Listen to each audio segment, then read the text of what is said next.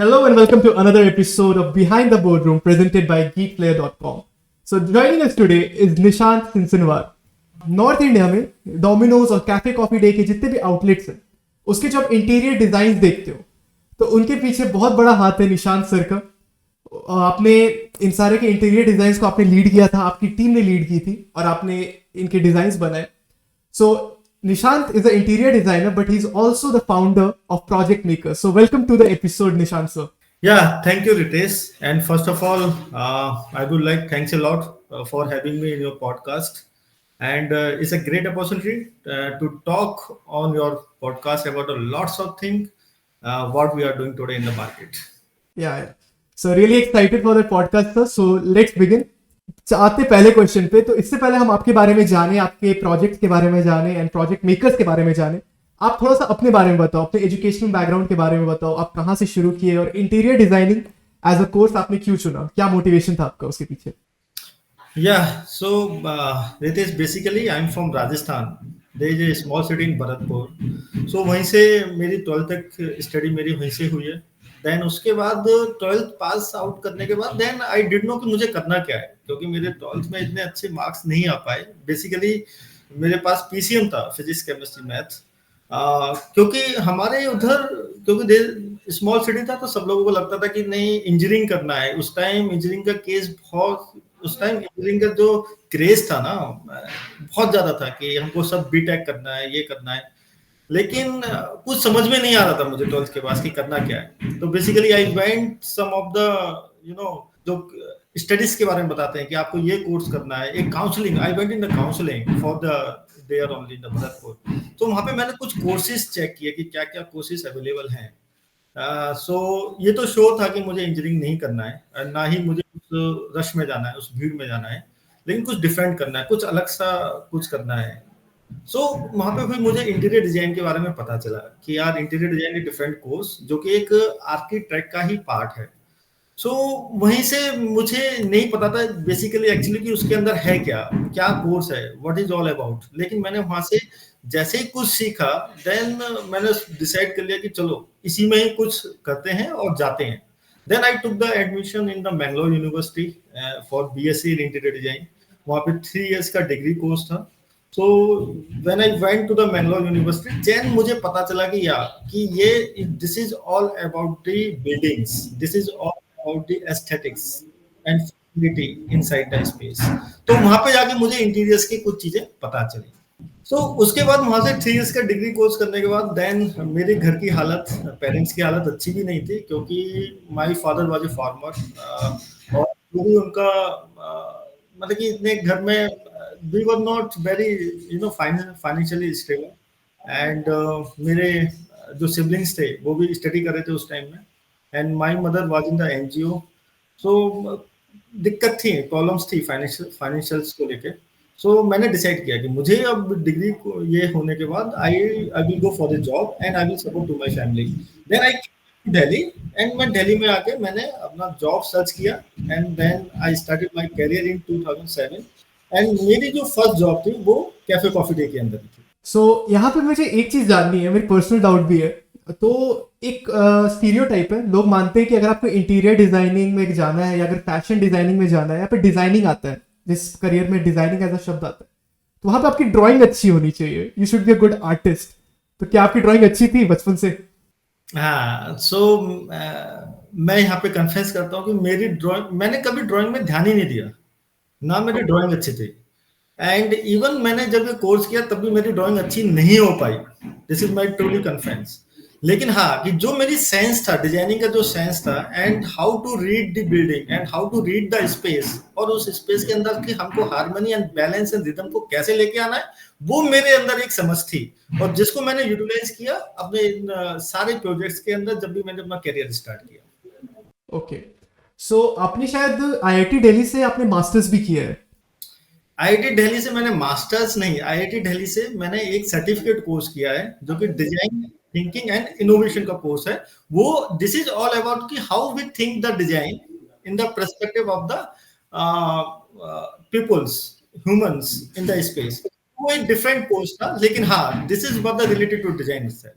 सो फिर थोड़ा सा आप अपने एक्सपीरियंस के बारे में बताइए कि जब आप कैफे कॉफी डे में काम कर रहे थे उसके बाद जब आपने डोमिनोज के इंटीरियर डिजाइन किया तो क्लाइंट के क्या रिक्वायरमेंट रहते थे कि उन्हें किस टाइप की डिजाइन चाहिए, क्या माइंडसेट रहता था उनका? क्योंकि आज हम लोग देखते हैं सीसीडी का और डोमिनोज का इंटीरियर तो इट्स वेरी फैसिनेटिंग, तो उनका क्या माइंडसेट रहता है? सो बेसिकली जब मैंने डिसाइड किया कि मुझे जॉब करना है तो I got a job in cafe Coffee day and in college time पे and there was a craze for the students of CCD cafe Coffee day को लेके कि यार कैफे वहां पे चिल करना है तो कैफे कॉफी डे जाना है या फिर पार्टी करना है या स्टूडेंट्स मीट्स है तो वो सारा सीसीडी के अंदर होता था। तो वहां पे एक कुछ ना कुछ ऐसा होता था कि यार जॉब अगर करना है तो ऐसा हो जाए कि मेरा सीसीडी में जॉब लग जाए। This was in the college time. सो जब मैं दिल्ली आया तो जब मैंने अप्रोच किया and I selected in the Cafe Coffee day for the north office in the design department. सो जब लगा कि हाँ चलो कुछ हो गया कि चलो अब हम लोग अच्छे से चीजें को डिजाइन जो हमने सीखा है वो हम लोग यहाँ पे यूटिलाइज कर सकते हैं अपनी स्किल्स को। सो बेसिकली क्या है cafe Coffee day with the youth brand उस टाइम में बहुत ज्यादा ग्रो कर रहा था। ठीक है 1996 में इसका फर्स्ट आउटलेट बैंगलोर के अंदर खुला था। देन ग्रेजुअली ये सीसीडी ने अपना एक्सपेंशन स्टार्ट कर दिया ऑल ओवर द इंडिया। तो नॉर्थ के अंदर उस टाइम पे बहुत ज्यादा एक्सपेंशन चल रहा था सीसीडी का। Then see mindset is this is all about the youth. ठीक है एंड उसका एक टैगलाइन था a lot can happen over coffee in the sense कि आप जो भी कुछ करना है आप इस कॉफी के ऊपर मतलब कि बहुत सारी चीजें मतलब कि वहां पे आप बिजनेस मीटिंग्स कर सकते हो, वहां पे आप चिट चैट कर सकते हो, वहां पे आप स्टूडेंट्स की पार्टीज कर सकते हो। सो यूथ ओरिएंटेड काफी था। तो वहां का जो एनवायरमेंट है वो ऐसे ही क्रिएट करना था कि जिससे कि हम लोग यूथ को और ज्यादा कैटर कर सके, हम लोग को स्टूडेंट्स को और ज्यादा कैटर कर सके या फिर जो इनिशियली एज में है और जो जॉब सिनेरियो में है उस टाइम में उनको ज्यादा कैटर कर सके। So this was the planning for the Cafe Coffee day and इसका जो कॉर्पोरेट ऑफिस बैंगलोर में था। तो जितना भी डिजाइन चेंजेस होते थे या डिजाइन थिंकिंग होती थी वो सारा एक कॉर्पोरेट लेवल पे होता था। देन हम लोग हमारे पास वो सारा डिजाइन थिंकिंग का प्रोसेस हमारे पास आता था। देन हम उसको उसको यू नो उसको चीजों को क्रिएट करते थे इन आवर पर्टिकुलर स्पेस जो भी हमको दिया जाता था।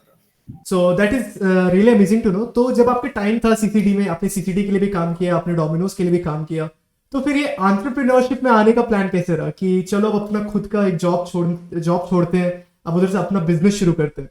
तो ये माइंडसेट कहाँ से डेवलप हुआ?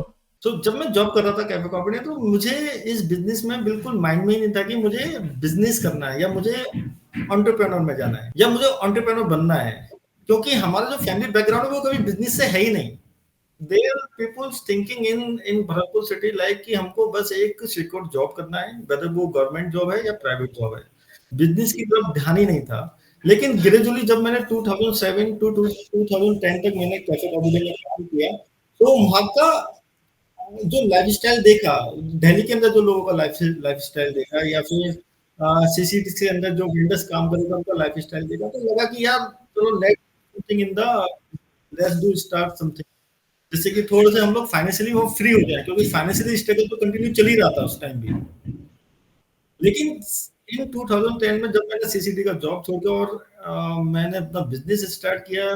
देन वो विदिन क्योंकि कोई नॉलेज ही नहीं थी बिजनेस की कि इसकी एबीसीडी क्या है, कोई स्किल सेट ही नहीं था हमारा बिजनेस का।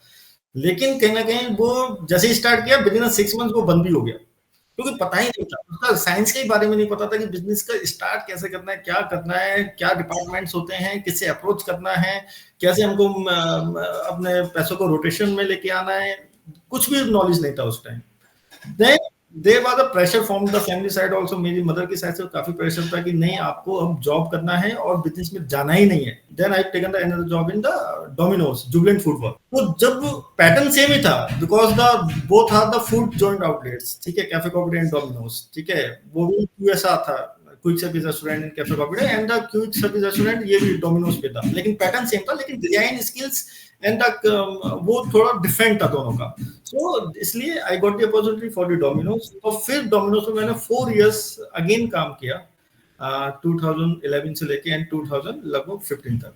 ओके तो फिर आपने 2015 तक डोमिनोज के लिए काम किया, फिर क्या हुआ कि आप फिर से बिजनेस में उतर गए? फिर कौन सा आपके दिमाग में थॉट आया? क्या हुआ कि while working in the Domino's, then I got married in 2013. with Sadhna, and she was a software engineer in Delhi, and she was working the SCL. So मुझे लगा एक कहीं ना कहीं वो जो 6 मंथ्स का काम किया ना, वहां से कुछ ना कुछ एक टेस्ट तो मिल गया बिजनेस का टेस्ट ऐसा मिल गया कि यार हाँ कि हमें लेट्स डू समथिंग डिफरेंट, क्योंकि सी आई was there in the 4 years in the Cafe Coffee day, और देव वहां का जो जॉब वर्क था, there there was no much creativity, just pattern using in different places in different spaces. वो एक defined pattern था कि हमको यही कलर यूज करना है, यही फर्नीचर यूज करना है, यही टेक्सचर यूज करना है, यही लाइट्स यूज करना है, वो एक डिफाइंड पैटर्न था उसके अंदर।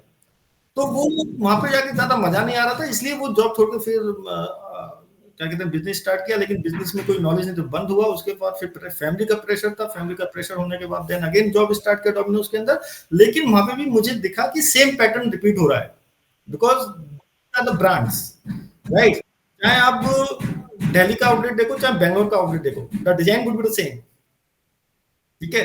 सो पैटर्न सेम है, तो वहां पे इतना क्रिएटिविटी कुछ करने को इतना मिल नहीं रहा था, ठीक है। और वो तभी मिल सकता है जब आप या तो उस टाइम में अपना यू कैन स्टार्ट, और else you can design form where there is a multiple projects, ठीक है। सो 2013 में I got married with Sadhana. So मुझे तो she was doing the job that time, उसके बाद जॉब था, तो मुझे लगा कि अभी कहीं ना कहीं मैं एक रिस्क ले सकता हूँ 2013 में, ठीक है। मैं एक रिस्क ले सकता हूँ कि she was doing working and मैं कहीं ना कहीं से स्टार्ट कर दूंगा अपना काम। देन मैंने उस टाइम जॉब नहीं छोड़ा, विद जॉब के साथ मैंने 2013 में स्टार्ट किया, लेकिन विद पार्टनरशिप somebody। लेकिन उस वहां पे क्या था कि वहां पे मुझे पार्टनरशिप की बिल्कुल नॉलेज नहीं थी। इन पार्टनर की रोल एंड रेस्पॉन्सिबिलिटीज क्या होती है, मेरी क्या होनी चाहिए पार्टनरशिप में role and responsibility, and what the others having the role and responsibility for the business. तो वो मिसमैच होने के रीजन की वजह से वो भी business with in a year बंद हो गया। दूसरी बात, this is the second time. ये फर्स्ट टाइम जो बिजनेस बंद हुआ वो इसलिए कि मुझे बिजनेस का पता ही नहीं था, एंटरप्रेन्योरशिप का कुछ भी नहीं पता था। सेकंड टाइम में बंद हुआ क्योंकि मुझे पार्टनरशिप का नहीं पता था कि पार्टनर में बिजनेस करते क्या, क्या मेरी रेस्पॉन्सिबिलिटी, क्या उनकी रेस्पॉन्सिबिलिटी होगी, ठीक है। तो वो कहीं ना कहीं एक स्ट्रगल होता था, एक कहीं ना कहीं फाइट चलता रहता था, ठीक है। तो उसकी वजह से वो बिजनेस भी आगे नहीं चल पाया। Then in 2015 I have taken the decision कि नहीं, अब मैं अकेला काम करता हूँ, अब मुझे अकेला ही काम करना है, ठीक है। जो मेरे पास्ट एक्सपीरियंसेस हुए हैं उनसे जो लर्निंग लेके मुझे आगे बढ़ना है। देन विद इन 2015 में मैंने एक कंपनी क्या कहते हैं रजिस्टर्ड कराई with the name of interior design group, और वहां से मेरा एक बिजनेस स्टार्ट हुआ। फिर मेरा वो फर्स्ट टाइम था फुल एंड, जो कि मैं एक मार्केट में उतरा था अपने वर्क को लेके। सो 2 बार आप फेल हो चुके थे ऑलरेडी, बट फिर आप तीसरी बार आए and that time it worked out.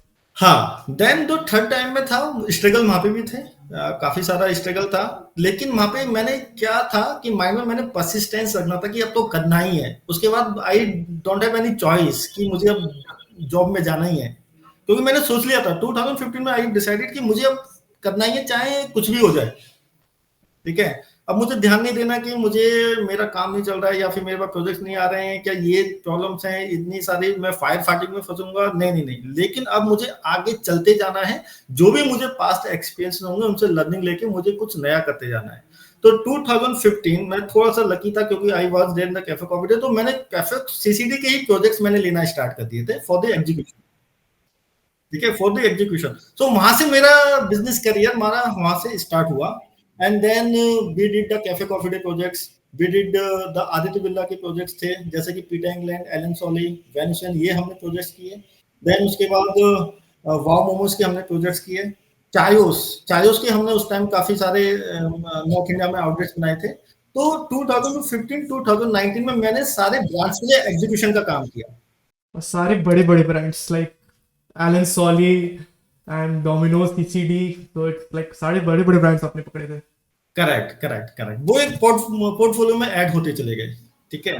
And ये पूरा चलता चला गया 2015 टू 2019 तक, 20 तक चलता चला गया, जब तक कोविड नहीं आया था। कोविड से पहले पूरा प्रोसेस अच्छी तरीके से चल रहा था, लेकिन स्ट्रगल्स भी थे काफी, ऐसा नहीं है कि थे, बिकॉज बीच बीच में बहुत सारे पैसे की जरूरत होती थी। Then we have taken the loans from the banks, then we have put the gold in the bank, then वहां से हमने गोल्ड लोन लिया बैंक में। वो बहुत सारे स्ट्रगल्स फेस किए, लेकिन चलते चले गए धीरे धीरे आगे। देन 2015 में आई रियलाइज, देन 2020 में हमने रेजिडेंस की डिजाइनिंग प्रोजेक्ट लेना स्टार्ट किया। ठीक है, उससे पहले हम लोग ब्रांड्स के लिए एग्जीक्यूशन का काम कर रहे थे, आज भी कर रहे हैं, लेकिन उस टाइम हम लोग प्रॉपरली एग्जीक्यूशन में ही घुसे। तो आई have taken the good knowledge of execution in that time 2015 and 2019 with the retail brands. उसके बाद 2020 में हमने रेजिडेंस में घुसना स्टार्ट किया, तो वहां पे आई सी सम of the problems, challenges with the residence peoples, with the residence clients, कि व्हेनेवर उनका जब भी कोई प्रोजेक्ट आता था एंड उनका जो बजट होता था प्रोजेक्ट्स का, तो हम लोग फिल करते थे। नाउ उनका एक था कि हमसे प्रोजेक्ट का बजट ले लिया, देन उसके बाद वो कंपेयर करते थे विद डिफरेंट पीपल।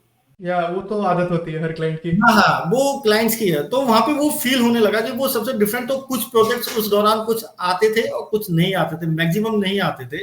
हो सकता है कि हमारे उस टाइम थोड़े से रेट ज्यादा हो, या फिर हम लोग थोड़ा क्वालिटी पे ज्यादा ध्यान देते थे, तो कुछ हो सकता था इशू।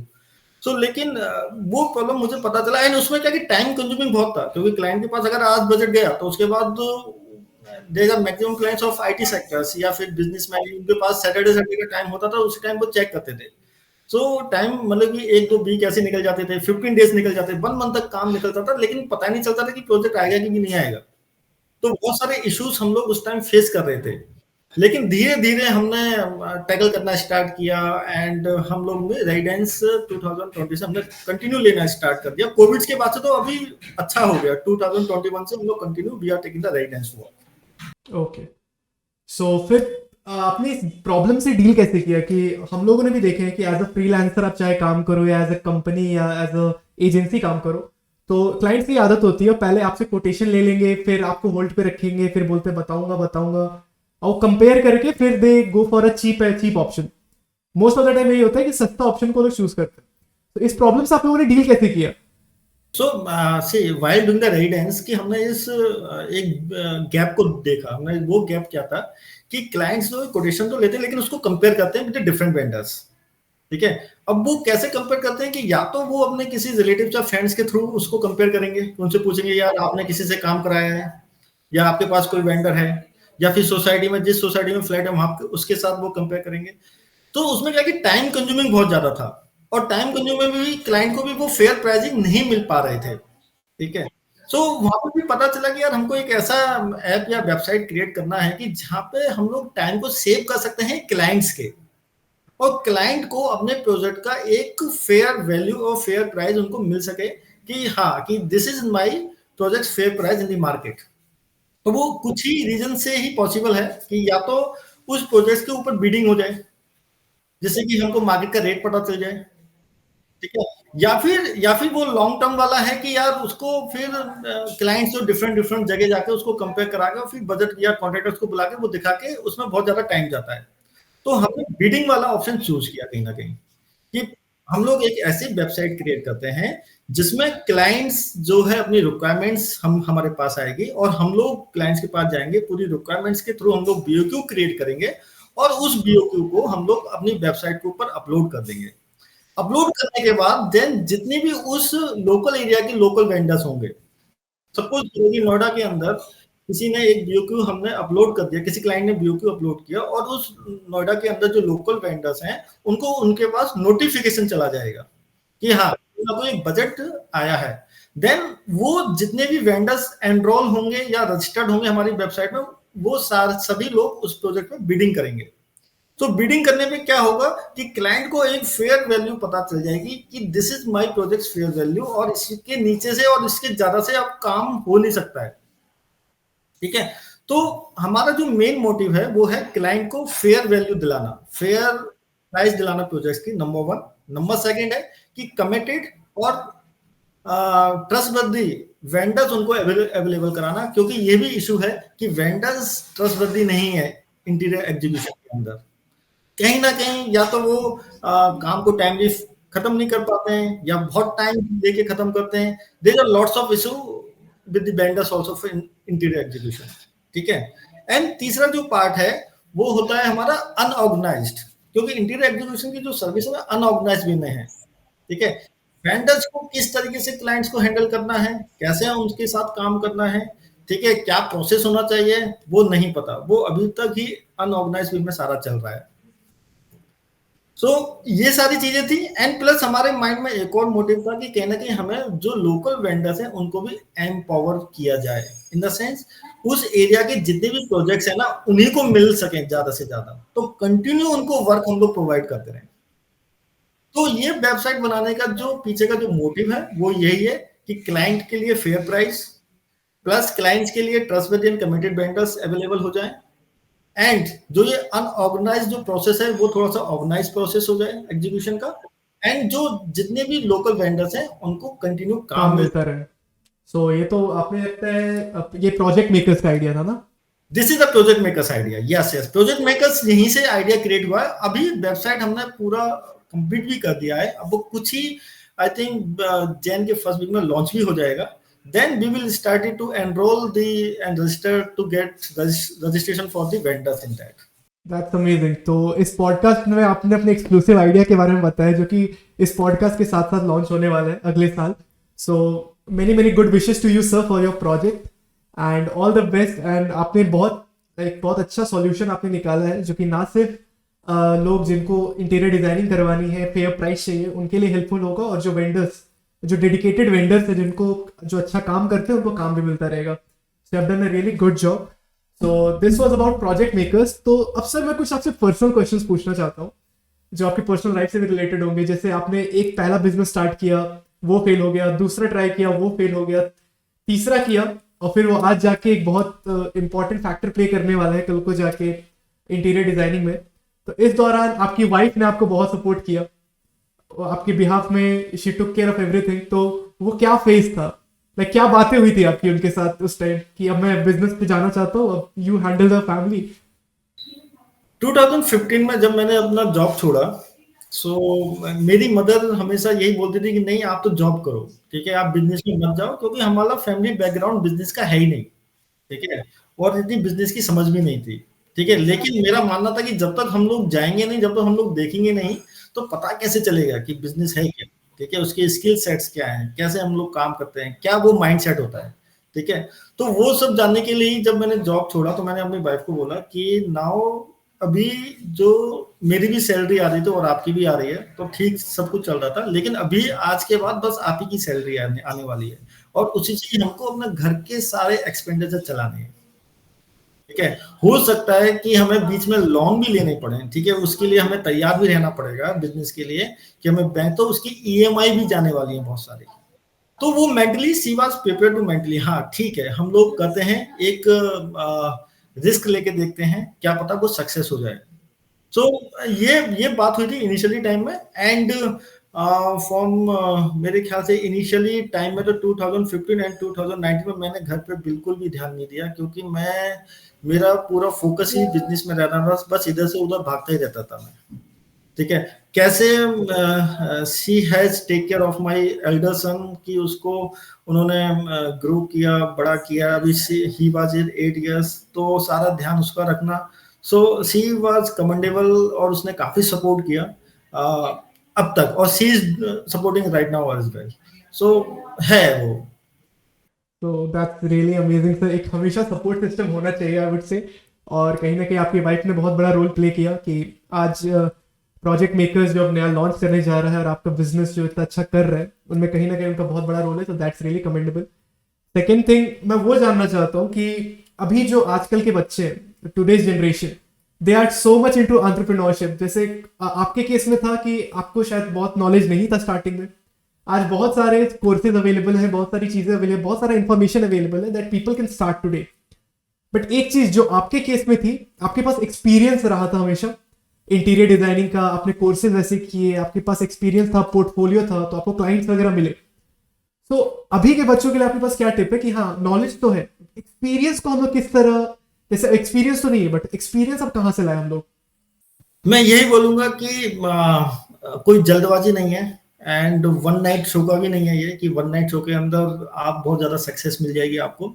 आपको अगर एक्सपीरियंस लेना है तो आपको वहां उस डोमेन के अंदर उतरना पड़ेगा, उसको प्रॉपरली उसको ध्यान से मैनेज करना पड़ेगा एंड उसकी जो फेलियर्स हैं वहां से लर्निंग्स लेनी पड़ेंगी। देखिए जब तक आपको फेलियर्स नहीं मिलेंगे ना, जब तक आपको लर्निंग्स भी नहीं आने वाली। अगर आप बोलते हैं कि नहीं, कि मैं जो दूसरे जो मिस्टेक्स कर रहे हैं वहां से सीखूंगा, तो ये बस कहने की बात होती है, कोई नहीं सीखता है। जब तक खुद मिस्टेक्स नहीं करते हैं, जब तक लर्निंग्स नहीं आती हैं। ठीक है।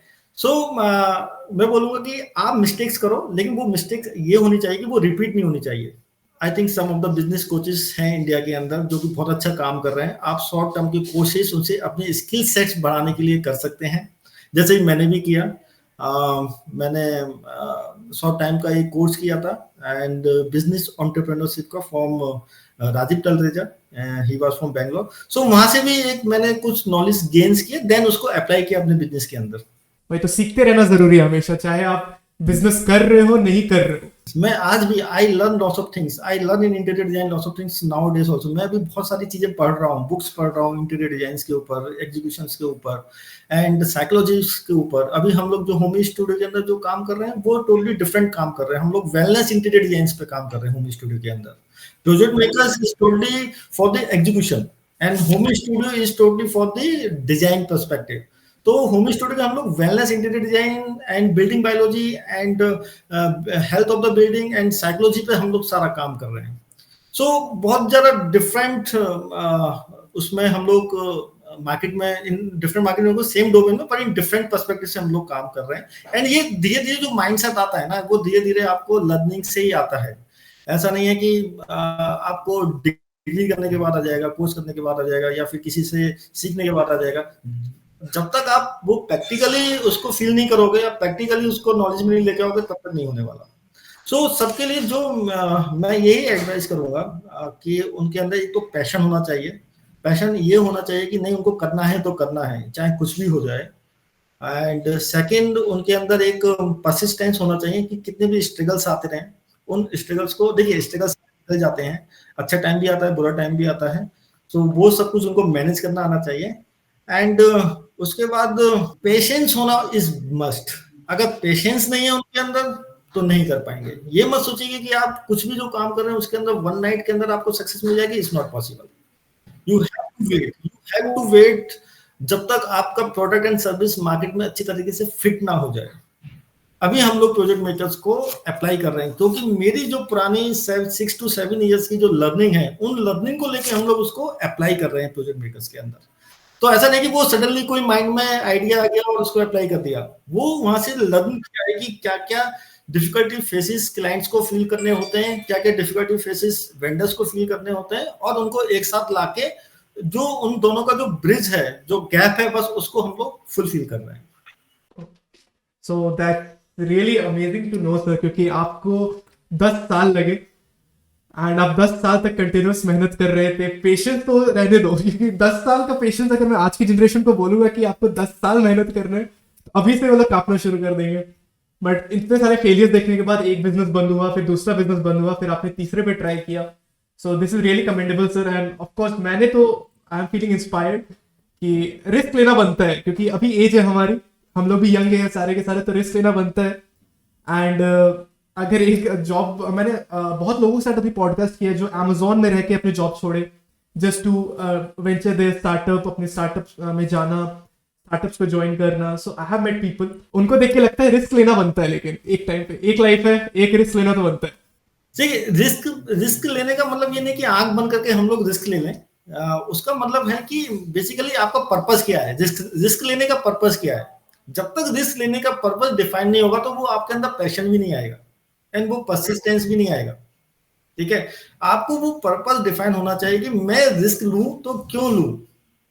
अगर जैसे वो आपको वाई पता चल गया अपना रिस्क लेने का, देन आप उसमें घुसते चले जाते हो। आप फिर नहीं सोचते हो कि मुझे क्या, फिर तो आप ये देखते हो कि मुझे खाली एक इनकम क्रिएट नहीं करना है। भाई रिस्क आदमी क्यों ले रहा है? रिस्क आदमी एक जस्ट इनकम क्रिएट करने के लिए, इनकम तो आपकी एक सर्विस से भी क्रिएट हो जाएगी, एक जॉब से भी क्रिएट हो जाएगी, लेकिन आपको वेल्थ क्रिएट करना है, तो उस वेल्थ के लिए आपको रिस्क लेना होता है और उसी के लिए आपको पेशेंट होना होता है। अदरवाइज तो ऐसा नहीं कि अगर आंख बंद करके अगर रिस्क ले लिया तो आप गड्ढे में जाने वाले। तो ये बहुत इंपॉर्टेंट पॉइंट है। और यहाँ पे वेल्थ का मतलब मैं अपने व्यूअर्स को बता देना चाहता हूँ, यहाँ पे वेल्थ का मतलब सिर्फ पैसा नहीं है। वेल्थ का मतलब वो चेंज है जो आप सोसाइटी में लेके आ रहे हो, लोगों के लाइफ में जो आप चेंजेस लेके आ रहे हो, आप जो रेपुटेशन बना रहे हो। और पैसे तो, वेल्थ तो रहता ही है हमेशा, इनकम तो रहता ही है, बट उसके साथ साथ आप इतनी सारी चीजें कमा रहे हो। तो Nishant sir, to be honest it was a very great interview, knowing कि आपका इतना वास्ट पोर्टफोलियो रहा। आपने जैसे रितेश, एक चीज, वन वन थिंग ऑल्सो मैं ऐड करना चाहूंगा इसमें। जब भी आप कोई काम कर रहे हो, वेदर आप जॉब कर रहे हो, वेदर आप सर्विस कर रहे हो, या फिर आप बिजनेस कर रहे हो, या लोगों की आप हेल्प कर रहे हो, तो वहां पे एक चीज होना इंपॉर्टेंट है, that is the self awareness. Yes yes true. If you are not having your self awareness कि आप क्या कर रहे हो, क्यों कर रहे हो, देन आप चाहे कहीं पे भी काम कर लोगे, you will get the failure. आप हमेशा फेल हो रहे रहोगे। लेकिन जैसे ही आपके अंदर एक सेल्फ अवेयरनेस आती है, आप हर चीज बेटर तरीके से करते चले जाते हो। मैं एंटरप्रेन्योर, जो न्यू जनरेशन एंटरप्रेन्योर्स आ रहे हैं, मैं यही बोलूंगा कि सबसे पहले आप जो भी काम कर रहे हो, वो काम कर रहे हो ठीक है, लेकिन आपको अपने अंदर एक सेल्फ अवेयरनेस लाना इज मस्ट। उसके बिना आपको वो जो सक्सेस मिलना है, वो पता नहीं आपको मिल पाएगी भी नहीं मिल पाएगी, लेकिन हाँ, अगर सेल्फ अवेयरनेस आ गई तो आपको वो सक्सेस 100% मिल सकती है। सो लाइक इतने सारे अच्छे अच्छे पॉइंट्स निकल के आए हैं, लाइक इतने इंसाइटफुल पॉइंट्स निकल के आए हैं। और जब ये एक्चुअली सर, ये जितने पॉइंट्स है ना, सब कुछ इंटरनेट पर अवेलेबल है, हम लोग इन सब चीज़ों को हर दिन देखते हैं, बट जब आपके जैसा इंसान सामने आता है जो इन सब चीज़ों को एक्सपीरियंस किया हुआ रहता है फर्स्ट हैंड, जिनके लाइफ में ये सब चीज़ें हो चुकी है, उनसे जब ये चीज़ सुनने मिलता है तो अलग लेवल का मोटिवेशन आता है कि हाँ, हम भी कर सकते हैं। सो I would like to sir thank you a lot कि आप आए इस पॉडकास्ट में और अपने टिप्स बताए, अपनी जर्नी आपने बताए। सो बहुत अच्छा लगा सर आपको बुलाकर इस पॉडकास्ट में। और मैं आई एम प्रिटी श्योर जो भी ऑडियंस इसे देख रही होगी वो आपकी जर्नी से रिलेट करेगी, जो एंटरप्रेन्योरियल जर्नी में है वो भी इससे रिलेट करेंगे, जो आना चाहते हैं वो भी रिलेट करेंगे। So thank you so much sir for featuring on this podcast, and all the best for project maker जिसका लॉन्च है जनवरी में। So really excited, and all the good wishes from the entire Geek Club family. So thank you so much, sir. Thank you. Thank you. Yes, thanks a lot. And we'll try to meet the next time as well, जब हम लोग इसको launch कर देंगे। बिल्कुल sir, बिल्कुल मैं try करूंगा लॉन्च के टाइम दिल्ली में रहने का। Okay, thank you, Ritesh. Thanks a lot and for giving your time. And it's my pleasure and to talk on your the podcast.